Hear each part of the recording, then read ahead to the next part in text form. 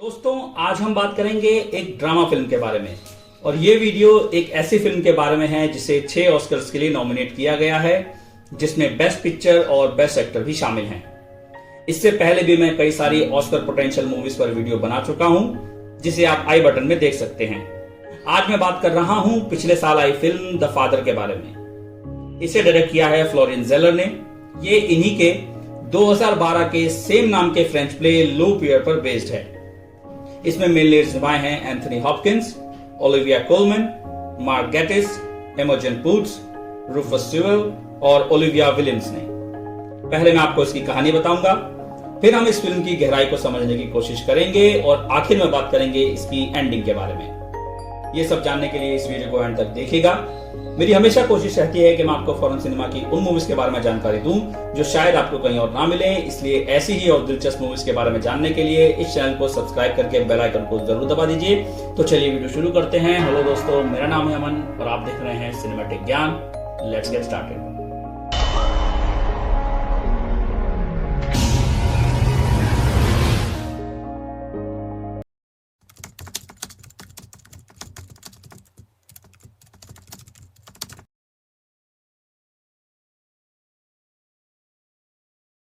दोस्तों, ये कहानी है एंटनी नाम के एक 80 साल के आदमी की, जिसे डिमेंशिया है, जो कि एक ब्रेन डिजीज है जिसमें मेमोरी डिसऑर्डर, पर्सनैलिटी चेंजेस और रीजनिंग करने की क्षमता कम हो जाती है। उसकी एक बेटी है जिसका नाम है एन। फिल्म शुरू होती है लंदन में, जहां एन अपने फादर से उसके फ्लैट में मिलने आती है क्योंकि उसने अपनी केयर टेकर एंजेला से बुरा सलूक किया। उसकी बेटी बताती है कि उसके फादर ने एंजेला से कुछ गलत बात कही, जिससे वो आंसू से भरी आंखें लेके वहां से चली गई। एंटनी अपनी बात को जस्टिफाई करने के लिए कहता है कि एंजेला ने मेरी घड़ी चुराई है, मुझे उस पर पहले से शक था, इसलिए मैंने उसे फंसाने के लिए ये जाल बिछाया था। एन उससे पूछती है कि शायद घड़ी उसी से खो गई है, लेकिन एंटनी को पूरा यकीन है कि ऐसा कुछ नहीं हुआ है। एन निराश होकर कहती है कि हमें इस बारे में बात करनी होगी डैड, क्योंकि ये तीसरी केयर टेकर है जिसने यहां से काम छोड़ा है। वो समझाती है कि ये काम आसान नहीं है। एंटनी उसे कन्विंस करने की कोशिश करता है कि उसे एंजेला या किसी और की जरूरत नहीं है, वो खुद अपना ख्याल रख सकता है। उसकी बात खत्म होते ही एन पूछती है कि कहीं उसने घड़ी फिर से बात के नीचे तो नहीं रख दी है, और वो समझ नहीं पाता कि एन को इस बारे में कैसे पता चला, और वो वहां से अपने रूम में चला जाता है। दरअसल वो अक्सर अपनी घड़ी को उसी जगह छिपाया करता है, इसलिए एन इस बारे में पहले से जानती थी। एंटनी अक्सर डिमेंशिया की वजह से अपनी जिंदगी के इंपॉर्टेंट इवेंट्स और अपने फ्लैट के इर्द गिर्द की चीजें भी भूल जाता है। वो घड़ी पहन के अपने रूम से वापस आता है और कहता है कि उसने इसे सही वक्त पे छिपा दिया था, वरना मुझे पता चल ही नहीं पाता कि अभी टाइम क्या हो रहा है। वो एन को कहता है कि तुम हमेशा से ही एक चिंता करने वाली रही हो, अपनी बहन से बिल्कुल अलग। वैसे तुम्हारी बहन आजकल है कहां? वो क्या कर रही है? एन इसका जवाब नहीं देती और उसे बताती है कि वो लंदन छोड़ने की प्लानिंग कर रही है और वो अपने नए बॉयफ्रेंड के साथ पेरिस में रहना चाहती है। इस बात पे वो बहुत ही ज्यादा कंफ्यूज हो जाता है और उसके एक्स हस्बैंड जेम्स के बारे में सोचने लगता है, पर एन उसे समझाती है कि उसके लिए यह चीज बहुत जरूरी है, इसलिए वो जा रही है, वरना वो यहां से नहीं जाती। और वो उसका ख्याल रखने के लिए बार बार लंदन भी तो नहीं आ सकती, इसलिए वो चाहती है कि उसके साथ एक केयर टेकर रहे और उसे ये बात समझनी होगी। एंटनी ये बात सुनकर बहुत उदास हो जाता है कि उसकी बेटी उसे छोड़ना चाहती है। एन भी बेबस होके वहां से चली जाती है। एंटनी अपना काफी काम खुद ही करता है। वो किचन में अपने लिए टी बना रहा होता है और हमेशा की तरह ओपेरा म्यूजिक सुन रहा होता है कि तभी उसे दरवाजा बंद होने की आवाज सुनाई देती है। वो बाहर देखने जाता है, वहां पॉल नाम का एक आदमी बैठा हुआ है। एंटनी उससे पूछता है कि तुम कौन हो और मेरे फ्लैट में क्या कर रहे हो? पॉल उसे अपना नाम बताते हुए कहता है कि वो यहीं रहता है। एंटनी को इस बात पर बिल्कुल यकीन नहीं होता। फिर पॉल एन को कॉल करके जल्दी आने को कहता है और साथ ही साथ वो एंटनी को यह भी बताता है कि वो एन का हस्बैंड है और उनकी शादी को लगभग 10 साल हो चुके हैं। एंटनी कंफ्यूज नजर आता है, लेकिन फाइनली उसे कुछ कुछ याद आता है और वो उससे एन के पेरिस जाने वाली बात के बारे में पूछता है कि जब तुम अभी भी साथ हो तो तुम्हारी वाइफ तुम्हें छोड़कर पेरिस क्यों जा रही है। पॉल ये सुन के कंफ्यूज हो जाता है क्योंकि एन ने उसे ऐसा कुछ भी नहीं बताया है। एंटनी बार बार उससे फ्रांस से जुड़े सवाल ही पूछता रहता है। फिर वो पॉल को भी कन्विंस करने की कोशिश करता है कि वो चीजें खुद मैनेज कर सकता है और उसे यह भी लगता है कि शायद एन जरूर उसके खिलाफ कुछ साजिश कर रही है। सडनली वो चिल्लाने लगता है कि मैं अपना फ्लैट नहीं छोड़ूंगा। पॉल उसे समझाता है कि यह फ्लैट उसका नहीं है और एंटनी फिर सोच में पड़ जाता है। पॉल उसे समझाता है कि उसकी केयरटेकर एंजेला के चले जाने के बाद नई केयरटेकर के आने तक के लिए वो उनके फ्लैट में शिफ्ट हो चुका है। ये सुन के उसके होश उड़ जाते हैं और सिर्फ यही चीज उसके लिए शॉकिंग नहीं थी। कुछ ही देर बाद एन शॉपिंग से वापस आ जाती है और हम देखते हैं कि ये तो कोई और ही है। हमारी ही तरह कंफ्यूज होके एंटनी भी उससे पूछता है कि एन कहाँ है। वो बताती है कि वही एन है, वो बस शॉपिंग के लिए कुछ देर के लिए बाहर गई थी और वो उसके लिए चिकन लेकर आई है। ये सब देख के एंटनी दूसरे रूम में जाकर बैठ जाता है और इन्हीं चीजों के बारे में सोचता रहता है। एन उसके पास आती है और कहती है कि पॉल ने बताया आप कुछ ठीक नहीं हो, बताओ आपको क्या चिंता सता रही है। एंटनी उसे बताता है कि वो किचन में चाय बना रहा था कि तभी एन का हस्बैंड उससे बहस करने लगा। एन ये सुन के शॉक्ड हो जाती है और अपने फादर को बताती है कि डैड मैं मैरिड नहीं हूं, मेरा और जेम्स का 5 साल पहले ही तलाक हो चुका है। एंटनी पूछता है कि फिर वो कौन है जिसे तुमने अभी चिकन थमाया था। एन उसे समझाती है कि यहां तो कोई आदमी था ही नहीं। एंटनी को इस बात पे बिल्कुल यकीन नहीं होता। उसे लगता है कि उसके साथ कोई खेल खेला जा रहा है और वो इसी फ्रस्ट्रेशन में अपने रूम में चला जाता है। एन उसके पास जाके समझाती है कि सब कुछ ठीक हो जाएगा और उसे उसकी दवाई दे देती है। वो पॉल की बात को दोहराते हुए उसे कहता है कि देखो, थोड़ी देर पहले ही तुम्हारे पति जैसे दिखने वाले एक आदमी ने कहा था कि ये मेरा फ्लैट नहीं है। एन, ये मेरा फ्लैट ही है ना। एन कोई जवाब नहीं देती, सिर्फ मुस्कुराती है और सीन कट हो जाता है। अगले सीन में हम देखते हैं पुरानी एन फिल्म में वापस आ जाती है और वो अपने घर में एक नई केयरटेकर का इंटरव्यू शेड्यूल करती है जिसका नाम है लॉरा। वो उसे फोन पे बहुत ही पसंद आई थी। कुछ देर के बाद ही लॉरा वहां पहुंच जाती है। उसके आते ही एंटनी को भी डोरबेल अपने रूम से सुनाई दे जाती है।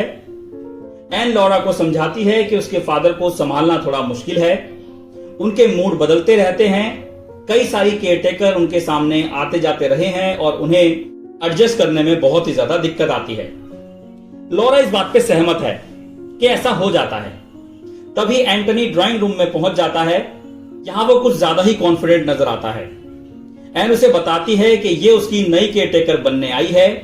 एंटनी को यह चीज पहले से पता है। उसे ऐसा लगता है जैसे वो लॉरा से पहले मिला हुआ है, लेकिन लॉरा इस चीज से इनकार करती है। वो उसे ड्रिंक ऑफर करता है और पूछता है कि वो क्या काम करती है। लॉरा बताती है कि वो जरूरतमंद लोगों की देखभाल करती है। तभी वो जवाब देता है कि वो एक प्रोफेशनल टैप डांसर था, जबकि वो एक इंजीनियर था। खैर, लॉरा ये सुन के हंसने लगती है और उसकी हंसी देखते ही एंटनी कहता है, तुम काफी हद तक मेरी बेटी लूसी की तरह लगती हो, क्योंकि उसे भी ऐसे ही बेहुदा तरीके से हंसने की आदत थी। सब एकदम शांत हो जाते हैं और फिर एंटनी उसे समझाता है उसकी बेटी यहां से जाना चाहती है और इसलिए वो उसे दूर करना चाहती है। उसे लगता है कि मुझे केयर टेकर चाहिए, मगर असल में ये जानती नहीं है कि मैं इससे भी ज्यादा जीने वाला हूं और मैं ही इसके अंतिम संस्कार में स्पीच भी दूंगा कि वो बहुत ही ज्यादा सेल्फिश थी। एन कुछ भी करके मुझे कन्विंस नहीं कर सकती कि मुझे किसी की जरूरत है। मैं सबको आखिरी बार बता देना चाहता हूं कि मुझे किसी की भी जरूरत नहीं है, मैं अपना ख्याल खुद रख सकता हूं। फिर एंटनी वहां से चला जाता है। एन रोने लगती है और लॉरा को इस सब चीज के लिए सॉरी बोलती है, पर लॉरा ऐसे हालातों को समझती है और कहती है कि यह सब ठीक हो सकता है।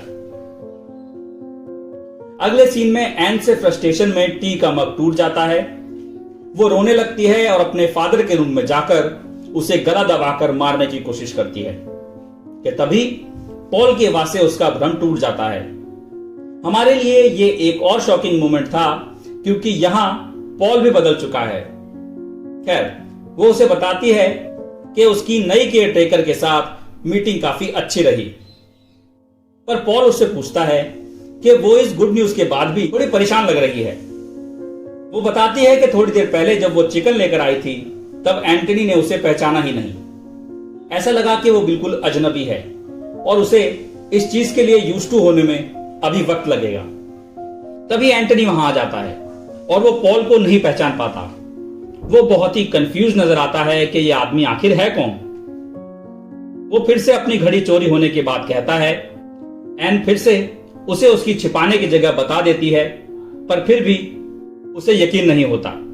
उसे पॉल के हाथ में एक घड़ी नजर आती है और उसे लगने लगता है कि वो घड़ी उसकी है। फिर वो उससे घड़ी की डिटेल जानने की कोशिश करता है। इसके बाद वो लूसी को याद करने लगता है, उसकी बचपन की चीजें और ये बात कि वो उसे लिटिल डैडी कहा करती थी। वो उदास होते हुए कहता है, न जाने क्यों वो मुझसे मिलने नहीं आती। बात बात में पॉल थोड़ा रूडली उससे पूछ लेता है कि उसका यहां कब तक रुकने का इरादा है। हमें कोई जवाब नहीं मिलता और सीन कट हो जाता है। एन अपने फादर को उसकी याददाश्त के सिलसिले में डॉक्टर सराय के पास ले जाती है। डॉक्टर उससे पूछती है क्या वो अपनी बेटी के साथ रह रहा है, तो वो कहता है हाँ, जब तक ये पेरिस नहीं चली जाती। ये सुन के एन हैरान हो जाती है क्योंकि उसके अकॉर्डिंग उसने कभी पेरिस जाने की बात की ही नहीं और ना ही वो लंदन छोड़ के कहीं जाने वाली है। ये सुन के एंटनी को काफी खुशी होती है और वो डॉक्टर से भी यही कहता है कि उसकी याददाश्त के साथ कोई मसला नहीं है और वो खुद चीजें मैनेज कर सकता है। कुछ देर में हम फिर से उनके अपार्टमेंट में लौट आते हैं। पॉल डिनर के वक्त एन को समझा रहा है कि एंटनी को किसी इंस्टीट्यूशन में डाल दो क्योंकि केयर टेकर भले ही कितनी भी अच्छी क्यों ना हो, पर तुम्हारे फादर तो बीमार ही रहेंगे। एंटनी ये बात चुपके से सुन लेता है। वो सडनली चुप हो जाते हैं और उसे भी डिनर टेबल पर बुला लेते हैं। यहाँ पॉल का रवैया एंटनी के साथ सही नहीं होता। एन गुस्से में उठ के वहां से चली जाती है और पॉल उसके जाने के बाद एंटनी से कहता है कि हम छुट्टियां बिताने इटली जाने वाले थे, पर तुम्हारी एंजेला के साथ लड़ाई की वजह से वो ट्रिप कैंसिल करके तुम्हें यहां लाना पड़ा और अब तुम यहीं रहोगे। पॉल पूरी फ्रस्ट्रेशन में होता है। एन वापस आके उसे कहती भी है कि ऐसा कुछ मत कहो। एंटनी चिकन लेने जाता है और जब वो वापस आ रहा होता है तो हम क्या देखते हैं कि वही सीन फिर से दोहराता है जब पॉल एंटनी को इंस्टीट्यूशन में रखने की बात कह रहा होता है। फिर से सेम चीज देख के एंटनी कंफ्यूजन में वहां से चला जाता है। कुछ देर में एन उसके पास जाती है और उसकी सोने में मदद करती है। एंटनी को हम कई बार खिड़की खोल के बाहर का नजारा एंजॉय करते हुए देखते हैं। खैर, अगली सुबह लौरा का आने का वक्त हो रहा होता है। एन उसे किचन से टी के लिए पूछती है, पर उसे कुछ पेंटिंग्स और कुर्सी को देख के कंफ्यूजन होती है जो उनके ड्राइंग रूम में रखी हैं।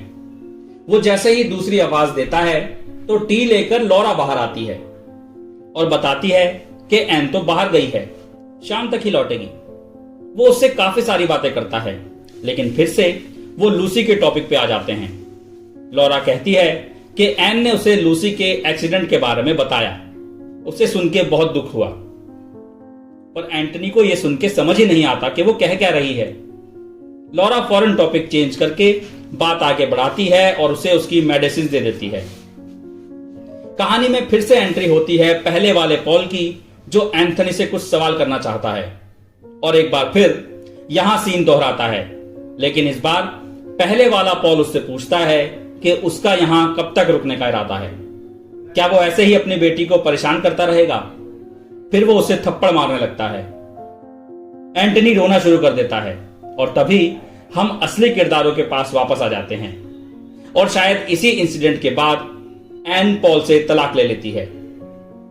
खैर, एंटनी रात को लूसी की आवाज से उठता है, अपने फ्लैट से बाहर जाता है और खुद को एक हॉस्पिटल के हॉलवे में पाता है। वहां उसे अपनी बेटी लूसी नजर आती है, जिसकी कार एक्सीडेंट के बाद हॉस्पिटल में ही मौत हुई थी।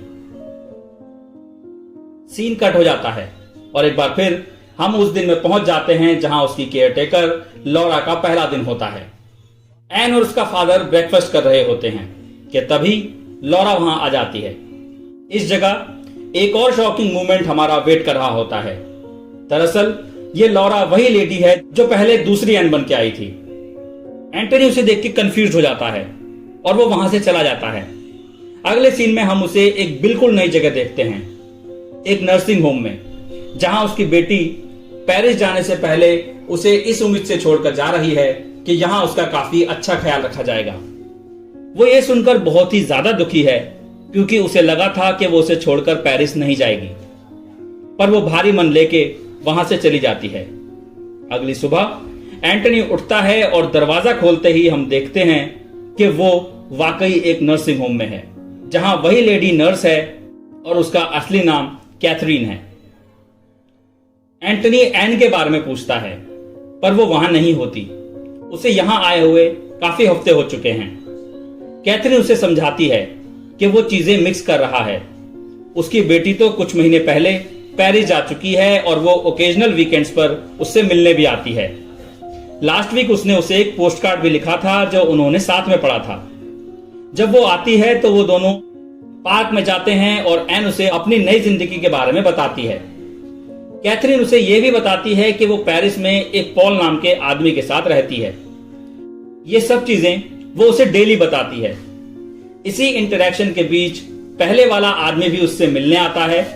वो भी यहां एक नर्स है और उसका नाम बिल है। एंटनी उसे देख के हैरत में पड़ जाता है और पूछता है कि ये कौन है। कैथरीन उसे बताती है कि ये बिल है, तुम इससे रोज मिलते हो।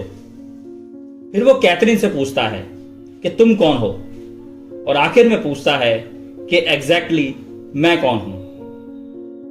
कैथरीन उसे बताती है तुम एंटनी हो। एंटनी, उसे ये नाम बहुत पसंद आता है। उसे लगता है ये नाम उसे उसकी मां ने दिया है। वो कैथरीन से पूछता है कि तुम मेरी मां को जानती हो। मुझे आज भी याद है, उनकी आंखें बहुत बड़ी बड़ी थी। उनका चेहरा बिल्कुल मेरे सामने है। मुझे उम्मीद है कि वो मुझसे मिलने आएंगी। तुमने कहा था ना कि वो वीकेंड्स पे मुझसे मिलने आती हैं। कैथरीन कहती है कि तुम्हारी बेटी तुमसे मिलने आती है। फिर आता है इस मूवी का सबसे हार्ट ब्रेकिंग सीन। ये बात सुन के वो अपनी मां के लिए रोने लगता है। मुझे मेरी मां चाहिए। मैं चाहता हूं वो मुझे यहां से ले जाए, मुझे खाना खिलाए, मुझे अपने घर जाना है। रोते रोते वो कहने लगता है कि अब तो मुझे यह भी नहीं पता कि मेरे साथ हो क्या रहा है। मुझे कुछ याद नहीं है। मेरे फ्लैट के साथ क्या हुआ। मेरे पास सर छिपाने की कोई जगह नहीं है, पर मैं इतना जानता हूं कि इस सफर में मेरी घड़ी मेरे साथ है। कैथरीन उसे शांत करवाती है और कहती है कि हम कपड़े बदलकर पार्क में चलेंगे, फिर तुम वापस आकर अपनी दोपहर की नींद ले सकते हो, और फिर मौका मिला तो हम वापस एक छोटी वॉक के लिए पार्क चलेंगे, क्योंकि आज का दिन वाकई खूबसूरत है और हमें यह मौका नहीं खोना चाहिए। चलो कपड़े बदल लेते हैं। वो मना करता है, पर कैथरीन उसे समझाती है चिंता मत करो, सब ठीक हो जाएगा। आखिरी शॉट उसकी पर्सनल बिलोंगिंग्स दिखाते हुए खिड़की की तरफ जाता है, जिससे पता चलता है कि वो लंबे वक्त से यही हैं। बाहर सारे पेड़ों के पत्ते हवा से टकरा रहे होते हैं और इसी शॉट के साथ फिल्म खत्म हो जाती है। चलिए दोस्तों, अब इस फिल्म को समझने की कोशिश करते हैं। ये एक ऐसी फिल्म है जिसे इसकी सैडनेस की वजह से देख पाना कभी कभी थोड़ा मुश्किल हो जाता है। इस फिल्म की खूबसूरती इस बात से झलकती है कि ये खुद को किस हद तक एक्सप्लेन करती है।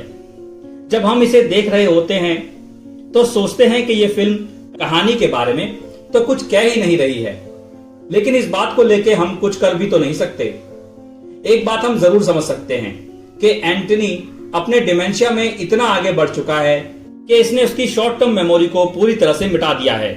यानी कि हर नया पल बेसिकली एक स्क्रैच से शुरू होता है, जो हर चीज से मुक्त होता है, जैसे कि हम कहां हैं या क्या हो रहा है या कौन यहां मौजूद है या नहीं, वगैरह वगैरह। यह मूवी रियलिज्म का एक बेहतरीन एग्जाम्पल है। फिल्म के शुरुआत में ही हमें लगता है कि ये तो एक बहुत ही ऑर्डिनरी फिल्म है जो सिर्फ एक घर में फिल्माई गई है, और जैसे जैसे ये आगे बढ़ती है तो हम समझ जाते हैं कि ये बैनैलिटी तो सिर्फ एक बेसलाइन होती है जिससे हम इस फिल्म में होने वाली बाकी चीजों को समझ सकें। शुरुआत देख के लगता ही नहीं है कि ये मूवी इस तरीके से हमारे दिमाग से खेल सकती है। ऑस्कर मूवीज में आमतौर पर ऐसा देखने को नहीं मिलता। जल्दी ही हमें पता चल जाता है कि द फादर पूरी तरह से सब्जेक्टिव है, यानी कि या तो ये पर्सनल फीलिंग्स, टेस्ट्स या ओपिनियन पर बेस्ड है या फिर उनसे इन्फ्लुएंस्ड है।